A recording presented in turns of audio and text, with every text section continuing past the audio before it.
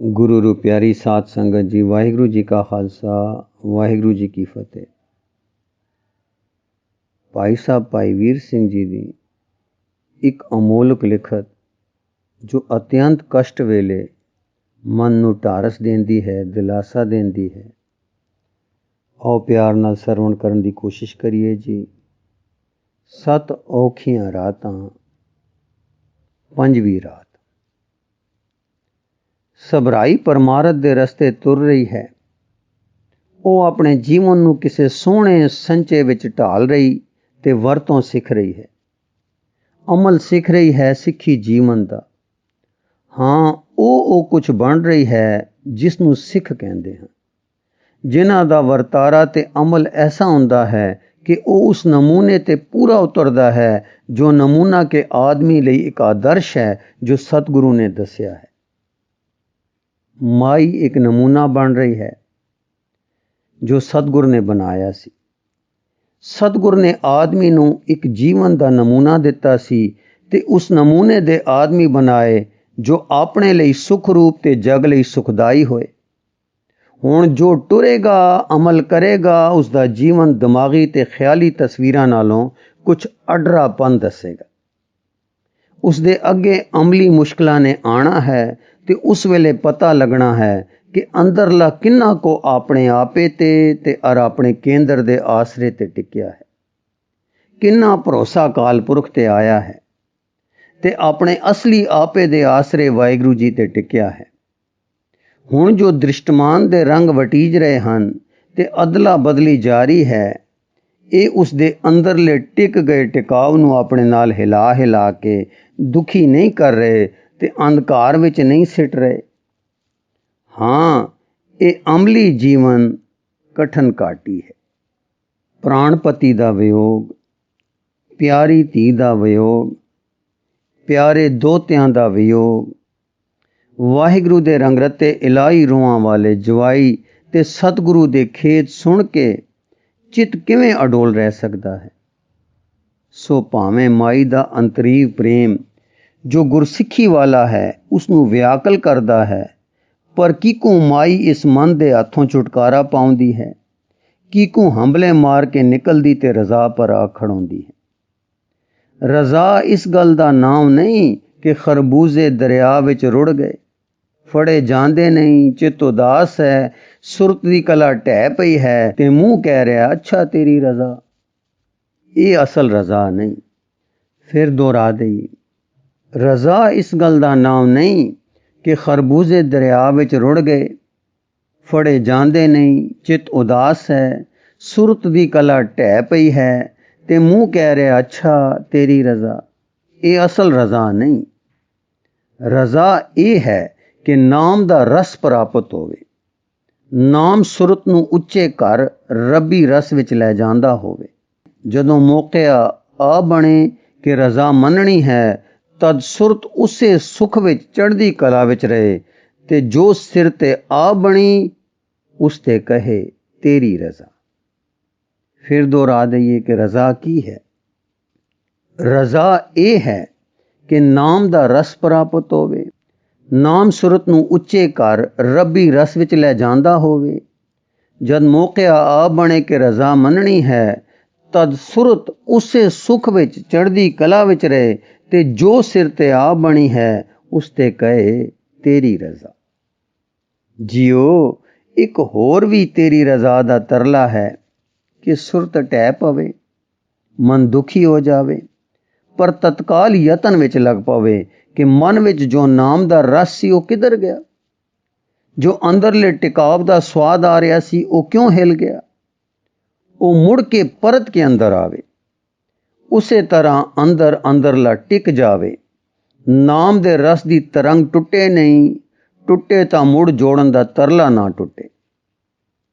ਫਿਰ ਤੇਰੀ ਰਜ਼ਾ ਠੀਕ ਹੈ, ਇਉਂ ਕਰਦਿਆਂ ਤਕਲਾ ਰਾਸ ਹੋ ਜਾਵੇ, ਨਾਮ ਮਿੱਠਾ ਲੱਗਣ ਲੱਗ ਜਾਵੇ, ਕਹਿਣ ਦੀ ਲੋੜ ਨਹੀਂ, ਫਿਰ ਸੱਚਮੁੱਚ ਮੰਨੀ ਗਈ ਤੇ ਹੋ ਗਈ ਤੇਰੀ ਰਜ਼ਾ। ਸੋ ਮਾਈ ਅਮਲੀ ਜੀਵਨ ਵਿੱਚ ਟੁਰ ਰਹੀ ਹੈ ਤੇ ਵਾਪਰ ਰਹੇ ਹਨ ਕਸ਼ਟ ਔਰ ਅਸਹਿ ਕਸ਼ਟ। ਇੱਕ ਮੁੱਕਦਾ ਨਹੀਂ, ਉਤੋਂ ਇੱਕ ਹੋਰ ਆ ਜਾਂਦਾ ਹੈ। ਮਾਈ ਸੱਟ ਖਾ ਕੇ ਢਹਿੰਦੀ ਹੈ ਪਰ ਫਿਰ ਉੱਠ ਖਲੋਂਦੀ ਹੈ ਤੇ ਸਾਵਧਾਨ ਹੋ ਜਾਂਦੀ ਹੈ। ਹਰ ਸੱਟ ਦੇ ਬਾਅਦ ਜੋ ਫਤਿਹ ਉਹ ਮਨ ਤੇ ਪਾਉਂਦੀ ਹੈ ਉਸ ਨੂੰ ਵਧੇਕ ਤੋਂ ਵਧੇਕ ਤਕੜਿਆਂ ਬਣਾ ਰਹੀ ਹੈ। ਇਹ ਤਕੜਾਈ ਖੁਸ਼ਕ ਨਿਰਮੋਹਤਾ ਨਹੀਂ। ਜੇ ਜੀਵਨ ਦਾ ਆਦਰਸ਼ ਖੁਸ਼ਕ ਨਿਰਮੋਹਤਾ ਹੈ ਤਾਂ ਪੱਥਰ ਤੇ ਬ੍ਰਿਛ ਨਿਰਮੋਹ ਬੈਠੇ ਤੇ ਖੜੇ ਪਏ ਦਿਸਦੇ ਹਨ। ਪਸ਼ੂ ਮੋਹ ਦੇ ਜਾਣੂ ਹਨ ਪਰ ਸਮੇਂ ਨਾਲ ਨਿਰਮੋਹ ਹੋ ਜਾਂਦੇ ਹਨ। ਉਹਨਾਂ ਵਿੱਚ ਭੁੱਲ ਜਾਣਾ ਮੋਹ ਨੂੰ ਜਿੱਤ ਲੈਂਦਾ ਹੈ, ਪਰ ਇਹ ਅੰਦਰਲੇ ਦੀ ਉਚਾਈ ਨਹੀਂ। ਅਸਾਂ ਮਨ ਤੇ ਫਤਿਹ ਪਾਉਣੀ ਹੈ, ਉੱਚੇ ਰਸ ਨਾਲ, ਉੱਚੇ ਟਿਕਾਉ ਨਾਲ, ਉੱਚੇ ਰੱਬੀ ਪਿਆਰ ਨਾਲ। ਮਨ ਤੇ ਫਤਿਹ ਪਾ ਕੇ ਜੜ ਪੱਥਰ ਨਹੀਂ ਹੋ ਜਾਣਾ, ਪਰ ਕਿਸੇ ਜਿਉਂਦੇ ਪਿਆਰ ਵਿੱਚ ਰੰਗੀਜਣਾ ਹੈ ਕਿ ਜਿੱਥੇ ਦ੍ਰਿਸ਼ਟੀ ਨੇ ਉੱਚੇ ਮੰਡਲਾਂ ਵਿੱਚ ਜਾ ਕੇ ਸੱਚੇ ਸਤਸੰਗੀ ਤੇ ਫਿਰ ਰੱਬੀ ਅਸਲੇ ਨੂੰ ਅਨੁਭਵ ਕਰਕੇ ਸਦਾ ਸੁਖ ਵਿੱਚ ਵਾਸਾ ਪਾਉਣਾ ਹੈ। ਕੀ ਸਬਰਾਈ ਸ੍ਰੀ ਗੁਰੂ ਗੋਬਿੰਦ ਸਿੰਘ ਜੀ ਦੇ ਕਸ਼ਟ ਤੇ ਸਾਹਿਬਜ਼ਾਦਿਆਂ ਦੇ ਦੁੱਖ ਨੂੰ ਸੁਣ ਕੇ ਹੱਸੇ ਤੇ ਖੁਸ਼ ਹੋਵੇ ਜਾਂ ਦੁੱਖ ਪ੍ਰਤੀਤ ਨਾ ਕਰੇ? ਇਹ ਜੜ ਜੀਵਨ ਹੈ। ਹਾਂ, ਜੀਵਨ ਇਹ ਹੈ ਕਿ ਉਸ ਦੀ ਸੁਰਤ ਰੱਬ ਦੀ ਸੁਰਤ ਨਾਲ ਇੱਕ ਸੁਰ ਹੋਵੇ। ਸੋ ਸਾਈਂ ਦੀ ਰਜ਼ਾ ਸੁਰ ਕੱਢ ਰਹੀ ਹੈ। ਜੋ ਸਾਈਂ ਦੀ ਰਜ਼ਾ ਸੁਰ ਕੱਢ ਰਹੀ ਹੈ ਉਹ ਸੁਰ ਮਾਈ ਦੀ ਮਰਜ਼ੀ ਕੱਢੇ। ਉਹ ਉੱਚੀ ਹੋ ਕੇ ਤੱਕੇ ਕਿ ਉਸ ਮਹਾਨ ਪ੍ਰਯੋਜਨ ਨੂੰ ਸਮਝੇ ਜਿਸ ਲਈ ਸਭ ਕੁਝ ਹੋ ਰਿਹਾ ਹੈ ਤੇ ਵਰਤ ਰਿਹਾ ਹੈ। ਉਹ ਮਹਾਨ ਰਜ਼ਾ ਨੂੰ ਸਮਝੇ ਜੋ ਇਹ ਕੁਝ ਵਰਤਾ ਰਹੀ ਹੈ। ਇਹ ਵੇਖ ਕੇ ਮਾਈ ਦੇ ਅੰਦਰੋਂ ਅੰਦਰਲਾ ਦਾ ਟਿਕਾਓ, ਅੰਦਰਲੇ ਵਿੱਚ ਨਾਮ ਦਾ ਰਸ, ਮਹਾਰਸ, ਨਾਮ ਮਹਾਰਸ ਦੀ ਸਵਾਦੀਕ ਲਹਿਰ ਬੰਦ ਨਾ ਹੋਵੇ। ਉਹ ਸੂਰਜ ਦੀ ਚਮਕ ਦੀ ਟਿੱਕੀ ਵਿੱਚ ਖੜੋ ਕੇ ਰੱਬੀ ਜਲਾਲ ਤੇ ਉਸਦੇ ਕੌਤਕਾਂ ਨੂੰ ਤੱਕੇ ਤੇ ਜਲਾਲ ਨਾਲ ਭਰੀ ਜਾਵੇ। ਮਾਈ ਟੁਰ ਰਹੀ ਹੈ ਰੱਬ ਦੇ ਰਸਤੇ।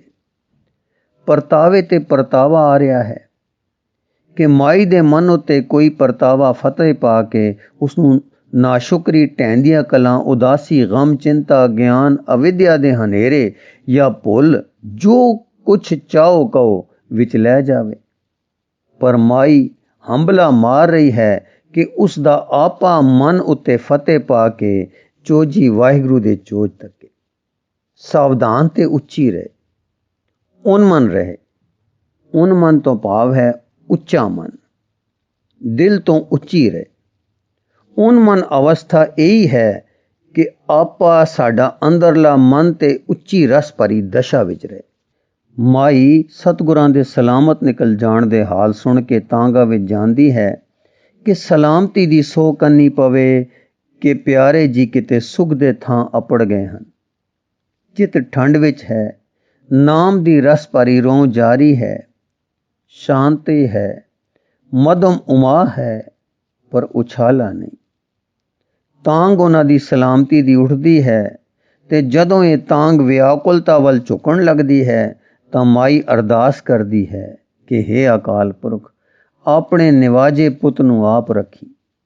ਜਦੋਂ ਅਰਦਾਸ ਵਿੱਚ ਘਾਟ ਜਾਂ ਟੋਟ ਪੈਣ ਲੱਗੇ ਤਾਂ ਮਾਈ ਬਾਣੀ ਦਾ ਪਾਠ ਮਧੁਰ ਧੁਨ ਨਾਲ ਕਰਦੀ ਹੈ, ਪਿਆਰੇ ਦੀ ਸਿਫਤ ਸਲਾਹ ਵਿੱਚ ਜਾ ਵਸਦੀ ਹੈ, ਗੁਣ ਗਾਇਨ ਕਰੀ ਜਾਂਦੀ ਹੈ ਕਿ ਸਤਿਗੁਰ ਸਮਰੱਥ ਹੈ, ਪੂਰਨ ਹੈ, ਸਭ ਉਸ ਦੇ ਚੋਜ ਹਨ, ਉਹ ਚੋਜੀ ਹੈ ਅਰ ਸਰਬ ਸਮਰੱਥ ਹੈ।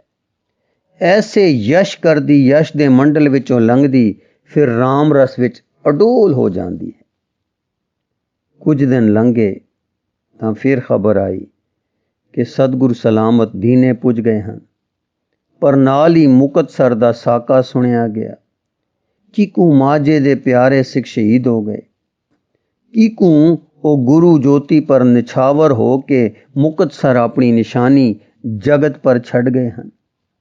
ਕੀਕੂ ਸਤਿਗੁਰ ਨੇ ਚਮਕੌਰ ਤੋਂ ਲੈ ਕੇ ਉੱਥੋਂ ਤੱਕ ਖੇਤ ਚੱਲੇ ਤੇ ਕੀਕੂ ਮਾਲਵੇ ਪੁੱਜੇ। ਹਾਂਜੀ, ਇੱਥੇ ਹੀ ਬਸ ਨਹੀਂ, ਨਾਲ ਇਹ ਖਬਰ ਪੁੱਜੀ ਕਿ ਛੋਟੇ ਦੋਵੇਂ ਲਾਲ ਸਰਹੰਦ ਵਿੱਚ ਕੀਕੂ ਸ਼ਹੀਦ ਹੋਏ ਹਨ ਤੇ ਕੀਕੂ ਕਸ਼ਟ ਸਹਿ ਕੇ ਉਹਨਾਂ ਨੇ ਪ੍ਰਾਣ ਦਿੱਤੇ ਹਨ, ਪਰ ਧਰਮ ਨਹੀਂ ਦਿੱਤਾ। ਸਾਰੇ ਸਾਕੇ ਵਿਸਥਾਰ ਨਾਲ ਸੁਣੇ। ਸੁਣ ਕੇ ਇੱਕ ਚੱਕਰ ਆਇਆ, ਐਸਾ ਚੱਕਰ ਆਇਆ ਕਿ ਆਪਾਂ ਭੁੱਲ ਗਿਆ। ਮਾਈ ਨੇ ਬੂਹੇ ਮਾਰ ਲਏ, ਮੂੰਦੜੇ ਮੂੰਹ ਲੰਮੇ ਪੈ ਗਈ ਔਰ ਪਹਿਰ ਰਾਤ ਗਈ ਤੱਕ ਬੇਸੁੱਧ ਪਈ ਰਹੀ। सज्जन संबंधी आए, बूहे खड़काए, पर माई ने ना सुनिया, ना आवाज देती। सब मुड़ मुड़ गए, मुड़ मुड़ आए, फिर मुड़ मुड़ गए। पहले पैर बीते ते माई दी मूर्छा खुली। लम्मा साह आया। मना, मैं किथे सां ते किथे हां? की होया? संसार काला है, कुछ बाकी है ही नहीं। पर पल मगरों अखां अगे कंध, कंध विच चिड़ींदे दोते, जलाद तलवार खिंची सिर ते खड़े नजरी पे। माई बेताब हो गई। फिर ममता ने जोर दिता ते नज़र साहिबजादियां दे चेहरियां पर टिकी, होर टिकी, टिकदी टिकदी टिक गई तां ओ मासूम निताणे बच्चे जोरावरां दे अगे भेड़ बकरी वांगू कुईण लई परवस बेवस खड़े।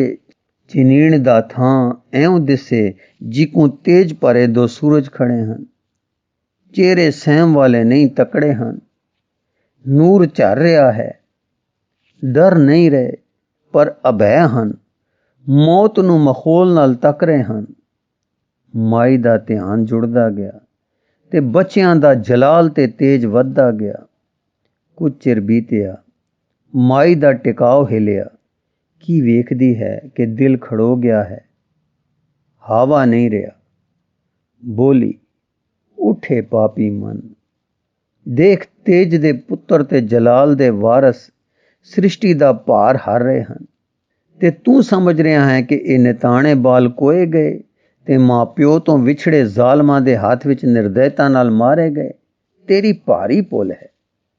ये पापी मन, तू कदे ना सानू अपने उचेरे सुख विच जान दिता, सदा अपने स्वादां ते अपने कष्टां विच नपी रखिया। ठंडा साह लैके, वाह वाह, चानण दे जायो लाल बच्चियो, धन तुसी, धन करनी, धन पिता, धन माता, धन मैं। ठीक, मैं भी धन, तुसां नाल मेरा भी खून दा रिश्ता है, मैं भी धन। इस दर्शन विच सुरजीत हो के माई उठी। धन धन धन दी सुर मूंह ते है ते तेज है, जलाल दा झलका आले दुआले दिस रहा है। उठी, मूंह हथ धोता, बूहा खोलिया। चंद दा चानना वेड़े विच पै रिहा सी। वेख के बेवस कूक उठी। मूसन मस्कर प्रेम की रही जो अंबर छाए, बीदे बांधे कमल में भवर रहे लपटाए। वेड़े विच निरा आकाशां दा चंद ही नहीं सी, कलगियां वाले दे 4 चंद भी बैठे सन। ये चंद सत्संगी सन, माइयां ते सिंह सन। बैठे सन कि जद माई बूआ खोलेगी तदों ही सही। सानू वेख के माई उस वेले कल विच होर उदास ना होवेगी। जदों इन्हां ने डिठा कि माई गुरबाणी गाउंदी निकली है, खिड़ गए। माई ने फतेह गजाई ते आख्या, धन सत्संग है, धन कलगियां वाले दी वाड़ी है, धन निष्काम प्रेम है, धन सिखी है, धन प्यारे दी वाड़ी। लालो, मैं रुड़ गई सां, अणहोंद विच चली गई सां।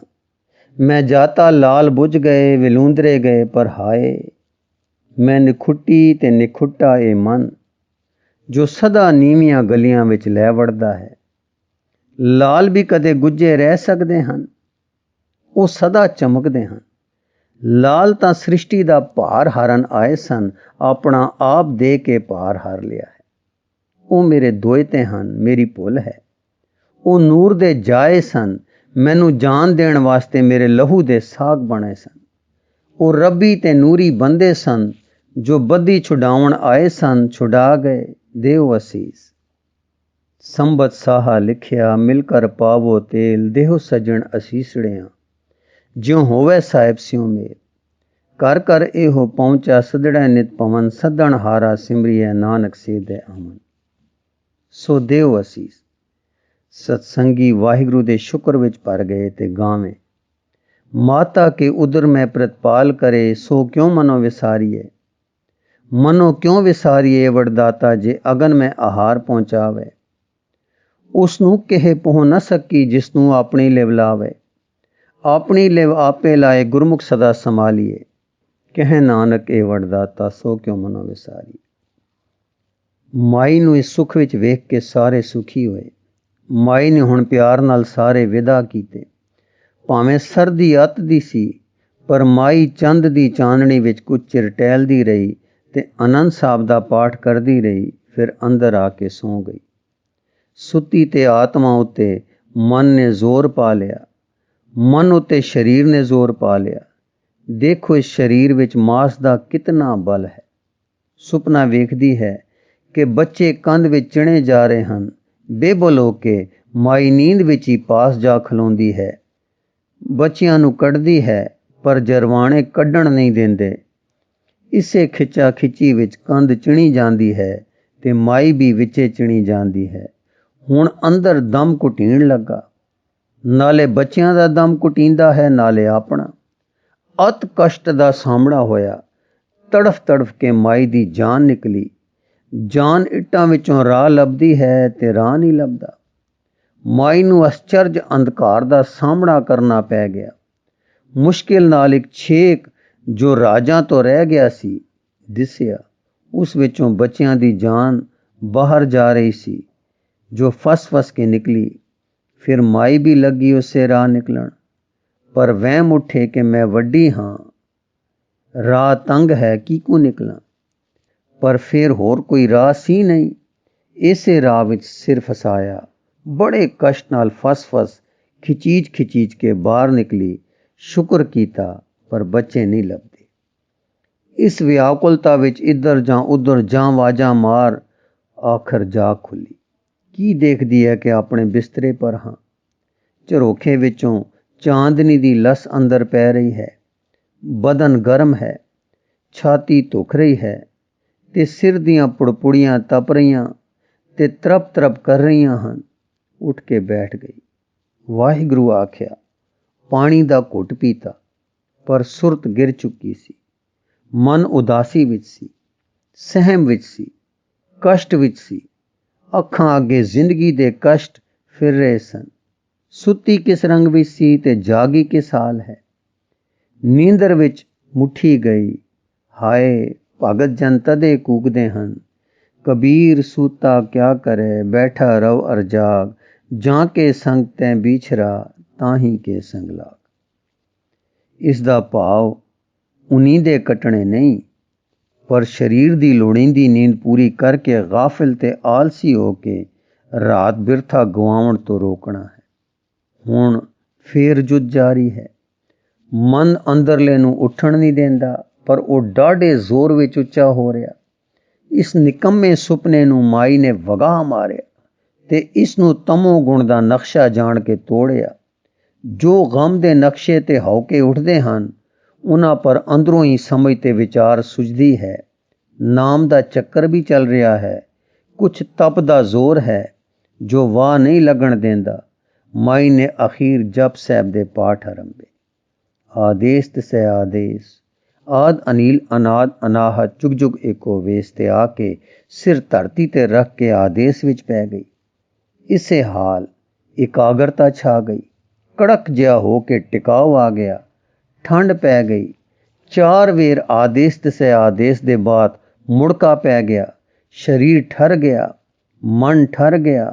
ਅੰਦਰਲੇ ਨੇ ਆਵਾਜ਼ ਦਿੱਤੀ, ਦਾਉ ਨਾ ਖਾਇਆ ਕਰੋ, ਉਨਮਨ ਰਿਹਾ ਕਰੋ, ਲਿਵ ਤੋਂ ਬਾਹਰ ਨਾ ਜਾਇਆ ਕਰੋ। ਹੇਠਾਂ ਤਾਂ ਹਾਵੇ ਦਾ ਆਦੇਸ਼ ਹੈ ਤੇ ਉੱਪਰ ਸੁੱਖ ਦਾ ਟਿਕਾਣਾ ਹੈ। ਸਦਾ ਉੱਚੇ ਰਹੋ, ਵਾਹਿਗੁਰੂ ਵੱਲ ਧਿਆਨ ਰਹੇ।